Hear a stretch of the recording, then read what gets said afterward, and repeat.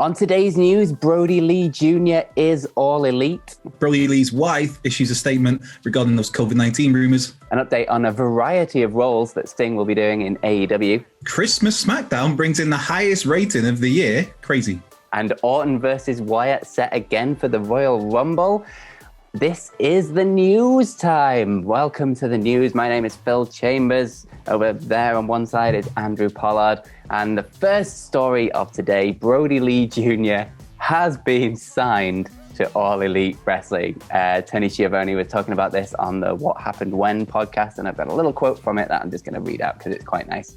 So he said that knowing that Brodie was very sick and knowing it was holiday time, and I guess knowing that it was going to be very difficult for him to kick out, they brought little Brodie to TV, and wrestling is his life. They made him a member of the Dark Order, they put a mask on him, they signed him to a contract, they legitimately signed him to a contract, and when he gets of age, he will be with AEW. So this is obviously just another nice touch from AEW. He beat Kenny Omega as well, didn't he? Like in some kind of dark match, it made him tap out and became the AEW champion. He's obviously been a member of the Dark Order, becoming -1. And now they've got the big Brodie Lee tribute episode that's on the AEW tonight. And yeah, they're topping it all off with signing his 8-year-old son to a contract. And when he grows up, he will be a member of AEW. Yeah, it's a nice touch, the sort of thing that I think. Obviously, this is a complete and utter tragedy, but the way AEW has handled themselves with this and the gestures they've made, and they've handled it in a really nice, poignant way. And what Brodie Lee Jr. is let's see how that. I don't know. Let's skip ahead 10 years, 15 years, because 8 years old. So let's see how that plays out down the line. If he chooses to follow in his father's footsteps and enter the wrestling business, as Tony Schiavone says, the kid is a wrestling nut. So who knows? And it's a nice gesture from AEW. Really nice from Tony Khan there. And just see how this one goes and see. I mean, if -1 makes an appearance tonight on Dynamite, which I mean, it's going to be a tough watch. It's going to be an emotional watch. And I think if that'd be not a dry eye in the house sort of thing. If we see Brodie Jr. there, definitely. Sticking with. The topic of Brodie Lee and John Huber, his wife Amanda, has had to come out and we were talking off air. It baffles me that she's had to do this, that she's had to come out and make another statement about her husband's passing. So she's had to take time out from mourning the death of her husband to make another statement, which just backs up what she said originally. Well, obviously, when we found out the news that John Huber had passed away, that news broke over the weekend. We heard from his wife how it was a non-COVID-19 related lung issue. But for some reason, that wasn't good enough for people. And some people kind of kept pushing that it must be COVID-19, despite his wife, his widow, now making that statement that had nothing to do with COVID. Dave Meltzer came out as well yesterday or the day before to back that up as well and say, COVID was not an issue in any of this, that Brodie Lee was tested regularly for, every AEW taping he was at, he was tested. He was tested for COVID during his stay in hospital, which we now know was going back to October. He's been in hospital for 2 months. Again, his wife's had to come out and address this and say that COVID was not a part of this. And it's awful. It's horrible. It's so not cool. And in particular, Amanda doesn't name him by name, but it's Bruce Mitchell at the PW Torch has wrote a column questioning the transparency of all of this and how people maybe should have been made aware of what was going on with John Huber back as it was happening in real time. And that he was maybe questioning whether there was COVID involved. And it's just, whether you think that or not, whose place is it to come out and say, to say this, that people needed to know this information. People needed to know what was going on with John Huber, with Brodie Lee for the whole time that he was ill and ultimately obviously passed away. It's not our business. It's not our business. This is down to the family to tell the public as much or as little as they want to tell the public as and when they see fit. This is a family that's grieving. It's a wrestling world that's grieving. And obviously on the back of this, Wade Keller's come out and Bruce Mitchell has been let go by the PW Torch after 30 years of service writing there and doing podcasts there. As a former Torch subscriber myself, he was interesting to listen to at times. I didn't always agree with his views, and I just think the call to write this sort of article, to throw out these sort of questions at such immediately after this tragic event. It's just like, what right do you have? None at all. And hopefully this is it now for the Huber family. They're allowed to grieve. This is a woman who's been grieving, and it's just like, yeah, it's horrendous that she's had to go out and make this statement, but make this statement she has. Yeah, absolutely. Anything that forces a grieving widow to come out and make a big public statement denying your own article proves that you're definitely in the wrong on this, and it was a really, really bad call. But good on Wade Keller for stepping up and doing something about it. They've taken the article down, obviously, from the Torch website. And yeah, hopefully, like you say, we can just move on, let the family grieve. Absolutely none of our business what they do with their own health choices, decisions, what they let the public know. It's a private family matter, and it should always sort of stay that way, in my opinion. Still a bunch of nice tributes as well coming out about Brodie Lee. Just so many out there. It's absolutely incredible. Natalia's changing her name of her spinning clothesline in honor of him. Impact started with it. It's Tuesday. You know what that means. It's like there's loads and loads of more stories out there on social media. 100% go and give them all a little read, because it just proves what a great guy he was. But yeah, moving over, Sting in AEW. Jim Ross has been talking about him on his Grilling JR podcast, talking about what roles specifically, well, not specifically, but what roles he will be doing in AEW. And I've got another quote from that, so I'm just going to read that too. So he said, what's really going on is that Tony Khan reached out and he hired Sting to a multi-year deal. He's going to have a variety of roles. I don't know what they are exactly, but they will be in a creative capacity where he's a character on television. There's a lot of ways to be a character on TV that's been accepted by the audience nowadays that doesn't include wrestling a match every week. So, speculation time. What roles do you want to see Sting in AEW? I think everyone kind of wants the Darby Allin kind of manager thing, and it does seem like they're going that way with the sort of going against Team Taz and things, but in the long run, I kind of want the Sting versus Cody match, because I just think Cody would be the perfect guy to put Sting in, even if it's a sort of final match kind of situation. What about you?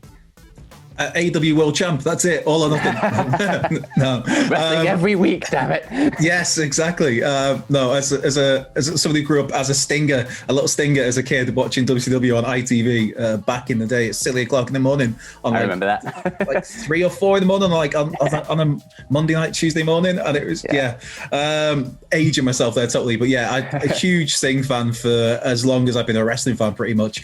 But that said, I don't know, myself and Nicholas were talking about this on last week, where the thought of seeing Sting wrestlers, like, oh my God, awesome, it's Sting. And then the other thought of seeing Sting wrestlers, I don't really want to see it, just because of obviously the neck injuries and the fact that he announced officially he went into retirement at the 2016 Hall of Fame ceremony. But I mean, if it can be done safely, if it can be done sparingly and sporadically, 1 or 2 matches sort of thing, just like you said, maybe that Cody match is the final bookend. We saw Sting talk, was it last week, about how the reason he came to All Elite is kind of basically because Dusty gave him his big break in WCW and decided to put the colour on him on the tights and have him start working main events with Ric Flair, and then that's what propelled Sting obviously to the legendary status that he'd go on to achieve over the years. So yeah, that Cody match seems like it would be good, and I think Cody, it'd be a good style for Sting to work because he's very fundamentally sound. He's not overly flashy. It's not like Sting's got to be catching people all over the place. It's just you can have more of a traditional wrestling match with Cody. But yeah, to me, I think the long-term future, you look at Sting as maybe some sort of authority figure, as a general manager maybe, but then that throws up the questions of what do we really want from authority figures in wrestling these days? Or maybe we've got that sour taste in our mouth because of what we've seen with WWE over the last decade or two, where it's just like, oh, not another McMahon, please, Jesus. So yeah, it'll be interesting to see what's next for Stinger, and what the only thing for sure about Sting is nothing's for sure. So let's see what these various roles are. Let us know in the comments as well down below what you want Sting's role in AEW to be. Yeah, I totally want the surfer Sting back. That's it. I want the neon, baby. I want the little cropped hair. But switching gears over from AEW to WWE, and well, we kind of like mocked it yesterday, where who would be watching SmackDown on Christmas? I didn't. I'm for the first time in a long time. I missed SmackDown because it was Christmas Day, and I think a lot of us thought that the ratings would be in the toilet because it's Christmas Day. But instead, SmackDown actually drew its highest rating of the year of 2020. Not just that, its highest rating since the premiere episode on Fox back in October 2019. Now, the number itself, this is where I stare at my screen and find it, was 3.303 million viewers on average for the 2-hour broadcast of SmackDown. In the all-important demographic of the 18 to 49-year-olds, it was a 0.96 rating. So, like I said, these are the highest figures for SmackDown of 2020, which is nuts to think that. I mean, they hyped it up. They announced 3 big title matches. There was Roman Reigns against Kevin Owens in a steel cage. There was Big E challenging Sami Zayn. Obviously, Big E won the Intercontinental title, and then there was the women's title match, women's tag team titles being defended as well. So they hyped this up, but I think seemingly the big reason for this rating is what came before SmackDown. In the US, there was the NFL game of the New Orleans Saints versus the Minnesota Vikings, which was the most watched Christmas football game since 2016. And it just seems that a lot of those people stuck around and checked out SmackDown. And if you're WWE, you're hoping that those same people come in for this Friday's episode, which will be New Year's Day, of course. And just to compare this to how SmackDown's been over the year, the average for a SmackDown episode in 2020 is just shy of 2.2 million people, 2.2 million viewers. And so this figure of 3.3 million obviously dwarfs that 50% increase, essentially. So, yeah, interesting to see how SmackDown goes from here and how many people stick around for more blue brand action. Yeah, totally. I love this as well because the show that they put out on Christmas Day was a really bloody good wrestling show as well. And the keyword there being a wrestling show. Like, it was very wrestling heavy. Hardly any of the sort of storyline stuff from WWE. It was like they knew that lead-in was going to be massive, so they kicked it off with Kevin Owens versus Roman Reigns in a cage match straight away. No talking. Why don't they do this more often? Like, you got people at the beginning, grab them from the beginning and just carry them through the show. It had Daniel Bryan versus Jey Uso on it as well. It was just a really, really good wrestling show. And so hopefully WWE see that these wrestling shows can work. We don't need all this other nonsense surrounding everything. So hopefully, we can move forwards with that as the blueprint for SmackDown. Fancy that. Like, people end up watching a wrestling show and then they see wrestling on it and they like what they see. Crazy. Yeah, and they stick around. Why would you expect wrestling for a wrestling show? Crazy stuff. Who knew? Finally, speaking of madness in wrestling, we've got a final little bit of speculation. Now, this is coming from Ringside News, so take it with a big pinch of Ringside News. But they are saying that they have heard about matches for the Royal Rumble, and one of them being set is Randy Orton versus Bray Wyatt, or The Fiend, in another big gimmick match. Now, they didn't mention what the gimmick match is, but when their first match of Randy Orton versus The Fiend was an Inferno match, I'm not quite sure how they up the stakes to something higher than that without going to another House of Horrors or something like that, which I could see them doing. But don't mention it. Please no. So what gimmick match do you want to see? Personally, 3 stages of hell WCW cage thing with the 3 cages on top of each other, with like the bottom just being a normal match and then the middle one being the Firefly Funhouse set and then the top one just being like barbed wire and fire and stuff. You probably thought about this as well. That's crazy. If we get a David Arquette running, I'm all over that. That's fine with me. Or even David Arquette as a puppet in there somewhere. Yeah, it's like, I don't know what you like. Alexa Bliss on a pole match. I'm thinking that now. I'm thinking of like bad WCW ideas. I'm thinking of like Judy Bagwell on a forklift, of Viagra on a pole, of Tank Abbott with a knife chasing people around. It's WCW weren't bad.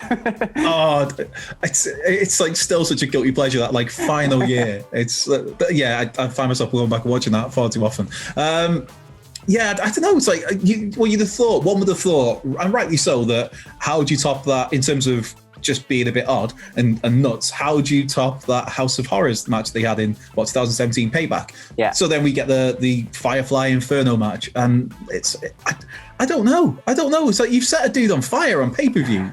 It's like, how do you top that? And like, we're not talking like typical levels of escalation in wrestling. Yeah, it's like setting someone on fire is generally right up there.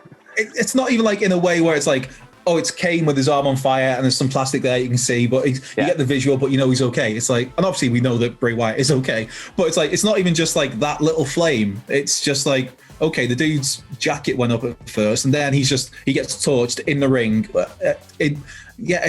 I don't know how you top that in terms of, with a creative license for WWE storytelling. How we're supposed to believe, well, the story is that this dude was set on fire and left to burn to a crisp in the middle of a ring. The electric chair match. Oh my God, thing. Abby. Yeah. We're bringing back the WCW gimmick. Jeez, man. I guess that Chamber of Horrors or whatever that was called. You got to spin the wheel, make the deal, which they've obviously used with Halloween Havoc NXT. Coal miner's glove, that was horrendous with Jake the Snake and Sting back in the day. I honestly don't know how you could possibly top what they did in terms of insanity. Maybe that's it. Maybe it's all a swerve, bro. Speaking of WCW, maybe it's all a swerve, bro. And instead, it's actually going to just be the greatest wrestling match ever 2.0. Exactly. Yes, dude. You're on my wavelength on that. Yeah, maybe that's the insanity, is that they've gone that far that they have to go back to basics. That the Fiend is going to have a straight wreshling match. Yeah, I'd be there for that. Bo Dallas involved. I don't know. I'm trying to think of like ways you can. I honestly don't know how you can, just for sheer insanity, how you can top a dude being set on fire to end your pay-per-view. So if Ringside News is to be believed, I think we could all predict that there was going to be a Bray Wyatt and Randy Orton match at the Royal Rumble, and we could probably all agree that it had to be something a little bit out there to top what they've done. So this exclusive with no stipulation named, it's like, okay, cool. I don't know. I think you've sold me totally now, Phil. I want the 3 stage. Oh, maybe it's like a 3 stages of hell, even not necessarily the triple cage, but maybe it's a 3 stages of hell. I do like that. Yeah, a la Austin and Triple H had a banger of one of those back in 2002, whenever. Love that. I don't know. I'm sticking with Judy Bagwell on a forklift. That's where I'm gonna. That's the hill I'm gonna die on. Yeah, that or Viagra on a pole. Excellent. Well, let us know which of those matches you would prefer in the comments down below. But you can also follow us on Twitter. You can follow me at Phil My Chambers, and you can follow Andrew at Cultured Left Peg. I had to think then for a second. You can follow all of us at WhatCulture WWE. Make sure to subscribe to the channel, like the video. Like I said, comment down below what you thought of all of today's news stories. And most importantly, have yourselves a bloody good day. Goodbye.